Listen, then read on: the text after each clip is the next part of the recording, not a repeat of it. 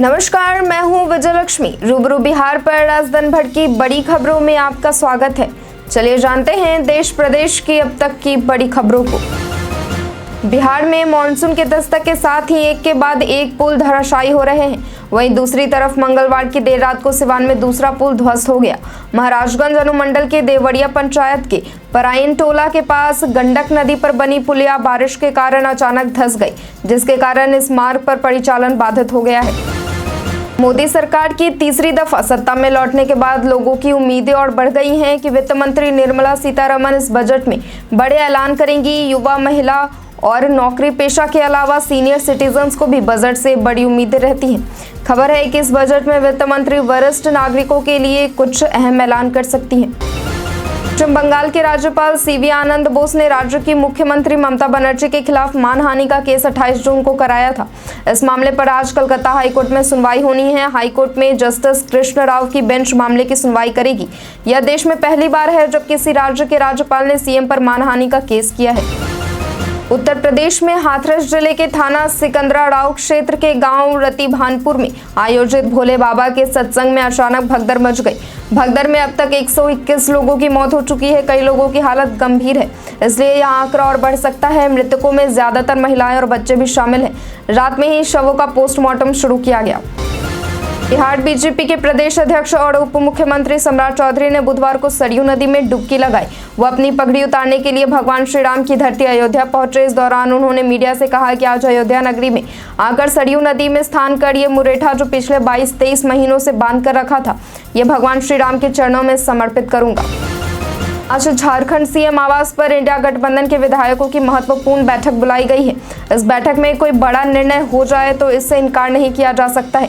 दरअसल पूर्व सीएम हेमंत सोरेन के जेल से बाहर आने के बाद से उनकी ताजपोशी की लेकर हर तरफ चर्चा हो रही है। यानी चर्चाओं की माने तो हेमंत सोरेन एक बार फिर से झारखंड के मुख्यमंत्री बन सकते हैं। ब्रिटेन में आम चुनाव की धूम है। भारतीय मूल के ऋषि सुनक ब्रिटेन के प्रधानमंत्री हैं। यूके के चुनाव को भारतीयों के नजरिए से देखें तो नस्ल भेद के कारण भेदभाव का शिकार होने वाले लोगों के लिए राहत भरी खबर यह है कि कंजर्वेटिव हो या लेबर, दोनों दलों से करीब 107 भारतीय मूल के लोग चुनाव लड़ रहे हैं। न्यूयॉर्क में भारत दिवस के मौके पर 18 अगस्त को होने वाली परेड में राम मंदिर की प्रतिकृति प्रदर्शित की जाएगी। यह पहली बार होगा जब राम मंदिर की प्रतिकृति अमेरिका में प्रदर्शित की जाएगी। न्यूयॉर्क में हर वर्ष भारत दिवस पर होने वाले यह परेड भारत के बाहर स्वतंत्रता दिवस के उपलक्ष्य पर सबसे बड़ा आयोजन है। पाकिस्तानी मूल के कनाडाई नागरिक तहव्वुर राना को भारत लाने की उम्मीद बढ़ गई है। दरअसल अमेरिका के सहायक अटॉर्नी ब्रैम एल्टन ने अमेरिका के अपीलीय न्यायालय को बताया है कि भारत अमेरिका की प्रत्यर्पण संधि के प्रावधानों के तहत तहव्वुर राना को भारत प्रत्यर्पित किया जा सकता है। तहव्वुर राना पर साल 2008 में हुए मुंबई हमले में शामिल होने का आरोप है। एयर इंडिया की एक स्पेशल फ्लाइट बुधवार को बारबाडोस एयरपोर्ट पर उतरी ताकि T20 cricket world cup champion को घर ले जाया जा सके, जो तूफान बेडल के मद्देनजर एयरपोर्ट के बंद होने के कारण वेस्टइंडीज में फंसे हुए हैं। रोहित शर्मा की अगुवाई वाली टीम के गुरुवार को दिल्ली पहुंचने की उम्मीद है। प्रधानमंत्री नरेंद्र मोदी ने बुधवार को राज्यसभा में राष्ट्रपति के अभिभाषण पर बोलते हुए राज्यसभा सांसद सुधा मूर्ति की भी प्रशंसा की। उन्होंने महिलाओं से जुड़े अहम मुद्दे सदन में उठाने के लिए इन्फोसिस फाउंडेशन की पूर्व चेयरपर्सन सुधा मूर्ति का धन्यवाद किया। भारत में फ्रांस के राजदूत डॉक्टर थिएरी माथो ने मंगलवार को यहां गुजरात के मुख्यमंत्री भूपेंद्र पटेल से मुलाकात की। इस दौरान दोनों पक्षों ने राज्य में ओलंपिक खेलों के आयोजन में इस यूरोपीय देश की विशेषज्ञता का उपयोग करने के तरीके पर चर्चा की। भारत 2036 में होने वाले ओलंपिक खेलों की मेजबानी के लिए बोली लगाने की योजना बना रहा है। प्रधानमंत्री नरेंद्र मोदी ने आज राज्यसभा में राष्ट्रपति के अभिभाषण पर लाए गए धन्यवाद प्रस्ताव पर चर्चा का जवाब दिया।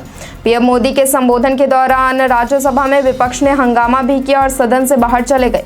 अपने संबोधन में पीएम मोदी ने विपक्ष को घेरा। उन्होंने कहा कि कुछ समय पहले बंगाल से एक खबर आई थी कि महिला को खुलेआम सड़क पर पीटा गया, यहाँ तक कि उसकी मदद को भी कोई नहीं आया। प्रदेश के हाथरस में सत्संग के दौरान मची भगदड़ में 125 से ज्यादा लोगों की मौत होने के बाद बागेश्वर धाम के पीठाधीश्वर पंडित धीरेन्द्र कृष्ण शास्त्री ने अपने जन्मदिन के कार्यक्रम में न आने की अपील की है। उन्होंने एक वीडियो जारी किया है जिसमें अपने अनुयायियों से घरों में रहने की अपील की है। दरअसल 4 जुलाई को पंडित धीरेन्द्र कृष्ण शास्त्री का जन्मदिन है। दिग्गज एक्टर शत्रुघ्न सिन्हा को बेटी सोनाक्षी सिन्हा की शादी के छठे दिन हॉस्पिटल में एडमिट कराया गया था। वहीं अब शत्रुघ्न सिन्हा को अस्पताल से छुट्टी मिल गई है। एक्टर के हॉस्पिटल में एडमिट होने के बाद खबर आई थी कि उन्हें रूटीन चेकअप के लिए भर्ती कराया गया है। अब हॉस्पिटल से डिस्चार्ज होने के बाद एक्टर ने इस बात की पुष्टि की है कि ये उनकी रूटीन फुल बॉडी चेकअप थी। प्रधानमंत्री नरेंद्र मोदी ने बुधवार को कहा कि लोकसभा चुनाव में देश की जनता ने विपक्षी दलों के दुष्प्रचार और भ्रम की राजनीति को ठुकरा दिया और प्रदर्शन को प्राथमिकता देते हुए भरोसे की राजनीति पर मुहर लगाई। राज्यसभा में राष्ट्रपति के अभिभाषण पर लाए गए धन्यवाद प्रस्ताव पर हुई चर्चा का जवाब देते हुए प्रधानमंत्री ने यह भी कहा कि 10 साल सत्ता में रहने के बाद भी किसी एक सरकार की लगातार फिर से वापसी एक असामान्य घटना है। हाथरस में हुए हादसे में करीब सैकड़ों लोगों की मौत की खबर सामने आई है। वहीं इसको लेकर राजनीतिक घमासान तेज हो गया है। उत्तर प्रदेश के पूर्व मुख्यमंत्री और समाजवादी पार्टी के नेता अखिलेश यादव ने दुख जताते हुए बीजेपी सरकार पर निशाना साधा है। सपा प्रमुख ने यूपी सरकार की व्यवस्था पर सवाल खड़े किए हैं। उन्होंने कहा कि सरकार की लापरवाही की वजह से यह हादसा हुआ है। उत्तर प्रदेश के हाथरस में सत्संग के बाद मची भगदड़ में कम से कम 121 लोगों की मौत का मामला सुप्रीम कोर्ट पहुंचा है। देश की सबसे बड़ी अदालत में एक जनहित याचिका दायर की गई है। अधिवक्ता विशाल तिवारी द्वारा दायर जनहित याचिका में जांच शुरू करने और भविष्य में ऐसी घटनाओं से बचने के लिए सर्वे कराने और दिशा निर्देश तैयार करने के लिए समिति बनाने की मांग की गई है। आम आदमी पार्टी के सांसद स्वाति मालीवाल ने आरोप लगाया है कि जब से उन्होंने दिल्ली महिला आयोग की अध्यक्ष पद से इस्तीफा दिया है, तब से मंत्रियों और अधिकारियों ने आयोग के खिलाफ मोर्चा खोल दिया है और किसी को 6 महीने से सैलरी नहीं दी गई है। स्वाति मालीवाल के आरोपों पर अब महिला आयोग की सदस्य फिरदौस खान और किरण नेगी ने उन्हें चिट्ठी लिखकर पलटवार किया है। भारतीय रेलवे जल्द ही जम्मू कश्मीर के लोगों के लिए एक बड़ा तोहफा देने वाला है। वह दुनिया के सबसे ऊंचे चेनाब ब्रिज पर औपचारिक रूप से ट्रेनें दौड़ाने की अनुमति देने वाला है। इस बीच इस ब्रिज पर ट्रेनों की अधिकतम स्पीड तय कर दी गई है।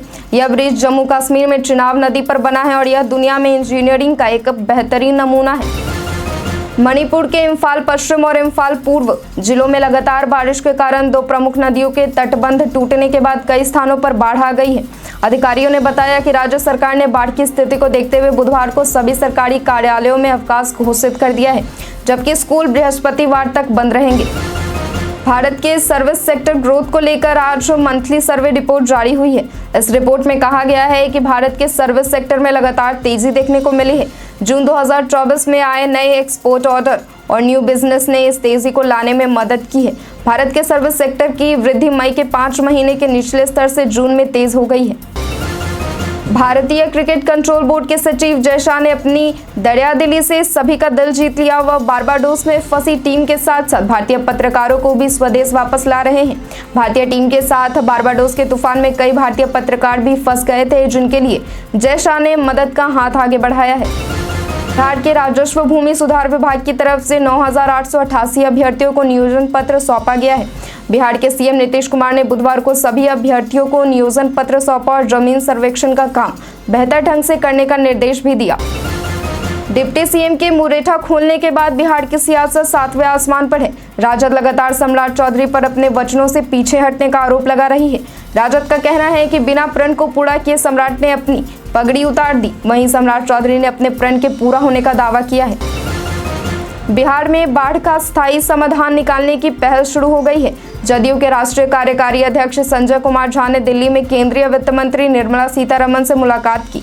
उन्होंने कहा कि एनडीए की डबल इंजन की सरकार उत्तर बिहार में हर साल बाढ़ के रूप में आने वाली आपदा को अवसर में तब्दील करेगी। बिहार में शिक्षकों की 2 समस्याओं का हल जल्द निकलने वाला है। शिक्षा विभाग एक और जहां स्थानांतरण और पदस्थापना यानी ट्रांसफर पोस्टिंग के लिए नई नीति बनाने जा रही है, वहीं दूसरी ओर पर्व और त्योहार को ध्यान में रखते हुए स्कूलों में छुट्टियों की नई लिस्ट तैयार करने जा रही है। इसके साथ ही बिहार शिक्षा सेवा प्रशासन उप संवर्ग के कैडर का पुनर्गठन किया जाएगा। बिहार के सभी सरकारी मेडिकल कॉलेजों में नए सत्र में एमबीबीएस की पढ़ाई हिंदी में भी होगी। छात्र छात्राओं के पास विकल्प होगा कि वे हिंदी या अंग्रेजी से मेडिकल की पढ़ाई कर सकते हैं। स्वास्थ्य विभाग ने इस संबंध में आदेश जारी कर दिया है। स्वास्थ्य मंत्री मंगल पांडे ने मंगलवार को बताया कि मुख्यमंत्री नीतीश कुमार के नेतृत्व में स्वास्थ्य विभाग ने यह व्यवस्था प्रभावी कर दी है। नेपाल के तराई क्षेत्र में भारी बारिश से बागमती नदी के जलस्तर में इजाफा हो गया है। मुजफ्फरपुर के औराई प्रखंड के अतरार और मधुवन प्रताप गांव का चचरी पुल ध्वस्त हो गया है।